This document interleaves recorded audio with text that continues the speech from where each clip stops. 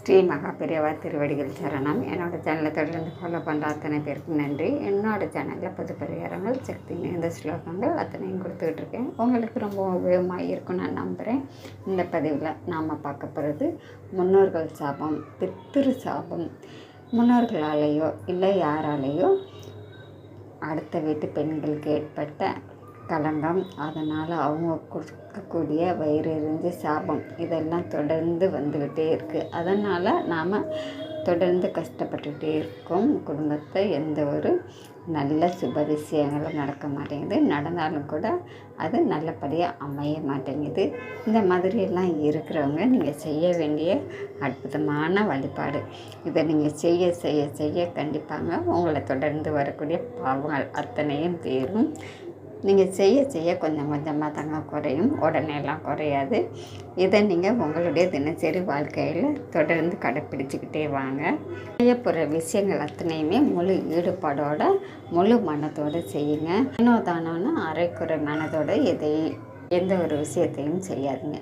இதுக்கு நீங்கள் செய்ய போகிறது என்னன்னு, தினந்தோறும் நீங்கள் காகத்துக்கு எள் கலந்த சாதம் வைக்கணுங்க. இதை தொடர்ந்து வச்சுக்கிட்டே வாங்க. அதுபோல் எறும்புகளுக்கு உணவாக பச்சரிசி மாவும் வெல்லமும் கலந்து நீங்கள் உணவாக கொடுக்கணும். பசு மாட்டுக்கு ஏதாவது ஒரு தீவனம் கொடுத்துக்கிட்டே இருங்க. ஏழை எளியவர்களுக்கு உணவு தானம் கொடுத்துக்கிட்டே இருங்க. உடை தானம் கொடுங்க.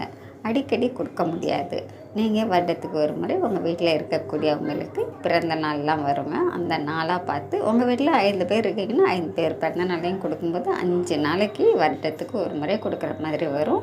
அதை தாராளமாக நீங்கள் கொடுக்கலாம். அந்த கொடுக்கக்கூடிய உணவுகள் கூட நீங்கள் தெருவோரங்களில் உணவே இல்லாமல் படுத்து இருப்பாங்கள்ல அவங்களுக்கு கொடுங்க. அதுபோல் படுக்கிறதுக்கு பாய் வாங்கி கொடுங்க, போர்வை வாங்கி கொடுங்க. இந்த மாதிரி சின்ன சின்ன விஷயங்கள் அத்தனையும் நீங்கள் கடைப்பிடிச்சிக்கிட்டே வாங்க. சனிக்கிழமை தோறும் உங்கள் வீட்டுக்கு பக்கத்தில் அரச மரத்தடி விநாயகர் இருந்தார்னா அவருக்கு ஒரு தேங்காய் எண்ணெய் விளக்காக போட்டுட்டு வெல்லம் கலந்த அரிசி மாவு அரச மரத்தடியை சுற்றி நீங்கள் எறும்புகளுக்கு உணவாக கொடுத்துட்டு வாங்க.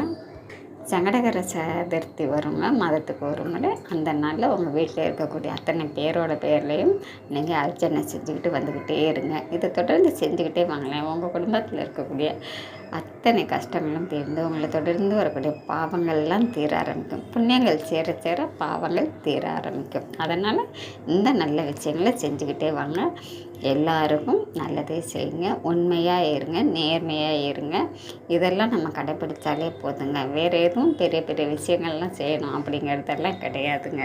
கூடவே வயதில் மூத்தவங்கள்ட்ட நீங்கள் அடிக்கடி ஆசீர்வாதம் வாங்கி அவங்க கையால் நீங்கள் குங்குமம் வச்சுக்கோங்க. இது மாதிரி செய்யும் பொழுது பிற பெண்களால் ஏற்படக்கூடிய சாபங்கள் உங்களுக்கு நிவர்த்தி ஆகும். அதனால் நீங்கள் இந்த மாதிரி வயசில் பெரியவங்கக்கிட்ட ஆசீர்வாதம் வாங்கி அப்பப்போ குங்குமம் வச்சுக்கிட்டே வாங்க. கண்டிப்பாங்க அந்த பெண்கள் விட்ட சாபங்கள் குறைய ஆரம்பிக்கும். அவங்களுடைய ஆசீர்வாதம் உங்களுக்கு கிடைக்க ஆரம்பிக்கும். செஞ்சுத்தான் பாருங்களேன். நாம் அடுத்த பதிவில் பார்க்கலாம்.